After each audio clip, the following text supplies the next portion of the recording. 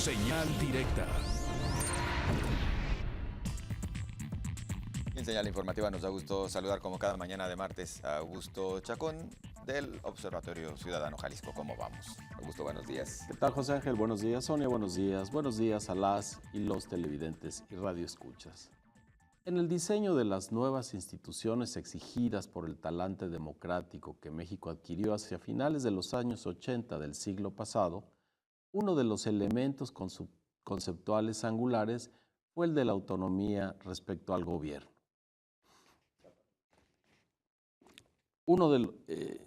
Por una razón que aún hoy resulta obvia. Buena parte de los males que padecimos durante 60 años se la atribuimos a los malos gobernantes. Nada más natural que suponer que de fuera de su órbita vendría el bien que nos surgía, moral, económico, en fin, social.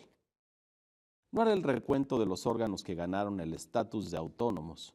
Uno es el que esta mañana me interesa, el Banco de México.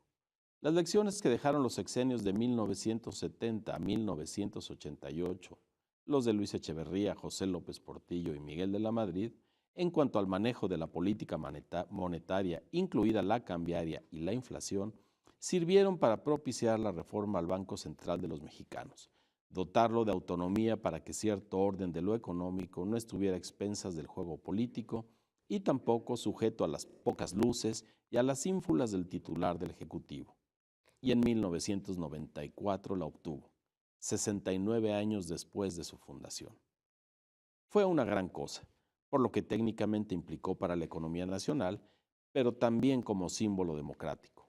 Arrancamos al autócrata en turno una de sus más queridas potestades, la de disponer a su antojo sobre el devenir del peso. La independencia del Banco de México no fue igual a la que otorgamos a las comisiones de derechos humanos o a la de los institutos electorales o a la de los de transparencia. Porque antes de que legalmente la obtuviera, lo dirigía un personaje que con su hacer y calidad profesional se había ganado una dosis de ella, Miguel Mancera Aguayo, quien fue su último director general y su primer gobernador. Al amparo de él creció un grupo de economistas, internacionalistas y administradores públicos que no solo actuaron desde el Banco de México, sino en la Secretaría de Hacienda. Hombres formados en universidades extranjeras, respetados en la arena internacional y conocedores del valor que para un país tienen las políticas monetarias libres de intereses partidistas o empresariales. Por supuesto, no todo fue, para las y los mexicanos, gozar de la inteligencia de los miembros de ese grupo. La autonomía del Banco de México permitió sortear las crisis a las que algunos de ellos mismos nos abismaron. Y solo en un aspecto social amplio ha tenido una incidencia magnífica la independencia del Banco Central. El control de la inflación, bestia negra que se ensaña con los pobres, lo que no es un logro menor. Sin embargo, la autonomía no incluyó atribuciones para mediar en la imposición del modelo económico secuela del devastador consenso de Washington que, a partir del régimen de Carlos Salinas de Gortari, nos llevó a privilegiar indicadores económicos que prescinden de medir el beneficio o no de la mayoría en el país. El modelito que hoy luce a punto de la asfixia y que nos tiene en una paradoja perversa. Somos una de las primeras 15 economías en el planeta, prohijamos a una de las personas más ricas del mundo, mientras la mitad de la población vive pobre y una buena parte de la mitad restante es vulnerable. Ante cualquier vaivén negativo de la economía, no pocos de sus integrantes corren el riesgo de pasar al sustrato socioeconómico inferior. En medio de la complejidad de la economía fatalmente globalizada y de la evaluación amarga de lo que esta ha sido para el país los últimos 25 años, el Banco de México añade algo de azúcar a la historia. Se convirtió en referente interno y externo y su autonomía da certidumbre. Por más en duda que esté la inteligencia del presidente, por más codiciosos que se exhiban los partidos políticos, sabemos que no pueden dañar al Banco Central, porque además del arreglo jurídico que lo emancipa, quien lo dirige tiene méritos técnicos y científicos, como Agustín Carstens. Pero justo cuando los nacionalismos como el que representa a Donald Trump corren impetuosos hacia sí mismos y obligan a repensar y a rehacer la trama económica que tejimos las últimas 3 décadas, nuestro referente de estabilidad, el gobernador del Banco de México, Agustín Carstens, decidió cambiar de chamba. Como no sucedía desde los tiempos de Jesús Silva Herzog, no quedan sino preguntas. ¿No es una muestra otra de la debilidad del presidente que en horas aciagas para la economía del país el gobernador del Banco de México se vaya porque le ofrecieron mejor sueldo? Y si su renuncia no es por la propuesta de un mejor trabajo, sino por un desencuentro serio con el equipo gobernante, ¿no es también una muestra de debilidad, pero doble?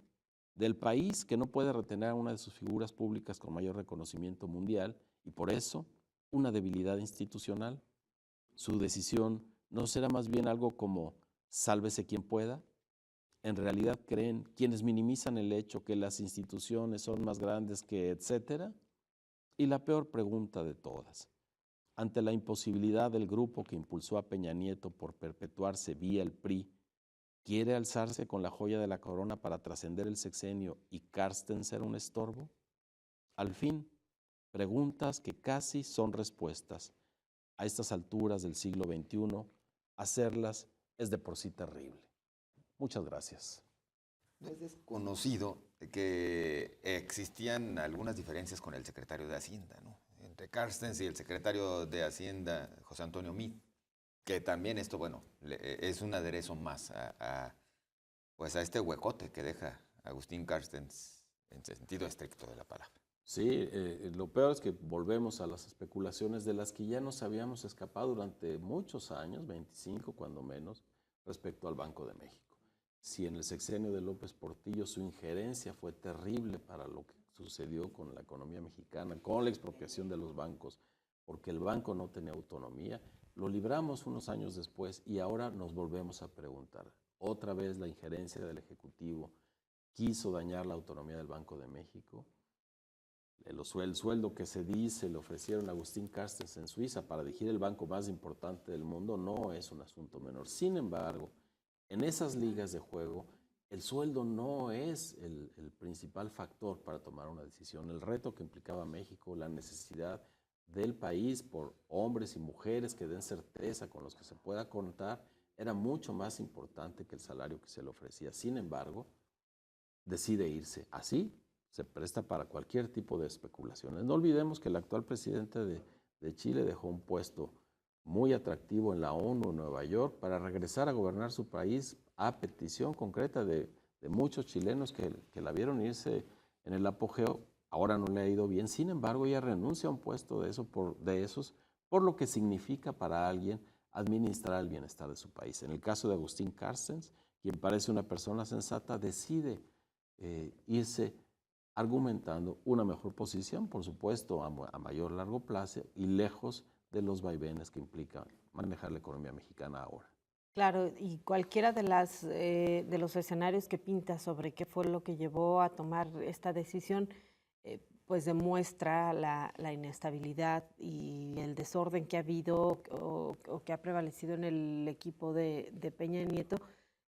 Y aunque muchos se resistan, también la fragilidad económica de nuestro país, que pues una persona puede estar incluso por encima de las instituciones al causar una renuncia, pues la situación de incertidumbre económica, ¿no? Por supuesto. Es que en México seguimos con ese discurso todavía sin resolver respecto a qué tanto la institución y qué tanto las personas.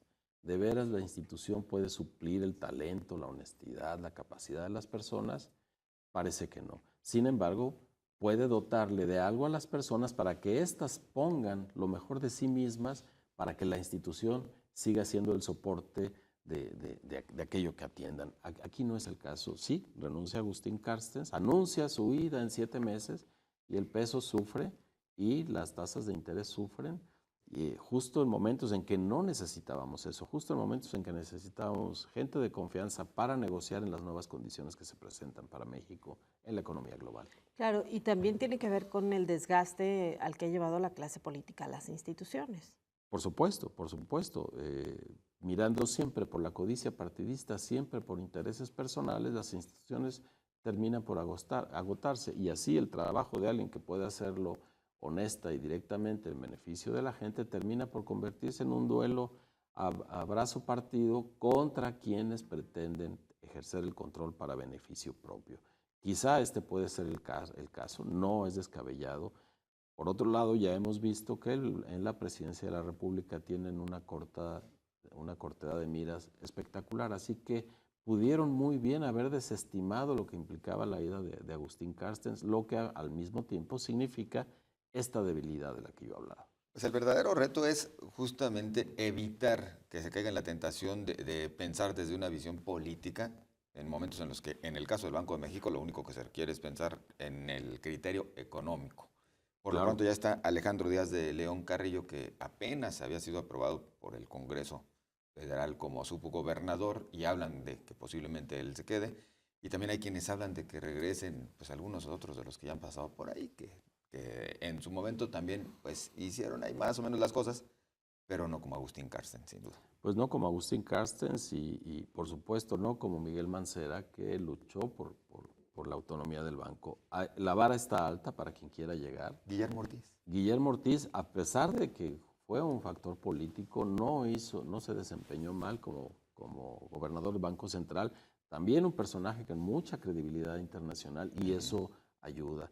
No olvidemos que Agustín Carstens es referente para muchos otros bancos centrales en el mundo, en Europa particularmente, así que no es menor lo que sucedió, no lo desestimemos. También sorprende un poco que se le haya dado a escala de los medios de comunicación nacionales una dimensión tan menor, lo que quizá nos habla de ese control que está sucediendo para evitar la maledicencia, que a final de cuentas no se puede impedir. No podemos sino sospechar que algo que no está completamente dicho sucedió en el caso de Agustín Carstens. Así es. Bueno, pues Augusto, muchas gracias. Un tema que sin duda debe llamarnos a estar inquietos, preocupados. Claro, y bueno, echarle la vista a la administración pública. Gracias, Sonia. Gracias, José Ángel. Buenos días a todas, a todos. Gracias, Augusto Chacón, director del Observatorio Ciudadano Jalisco. ¿Cómo vamos? Hacemos una pausa, regresamos con más información.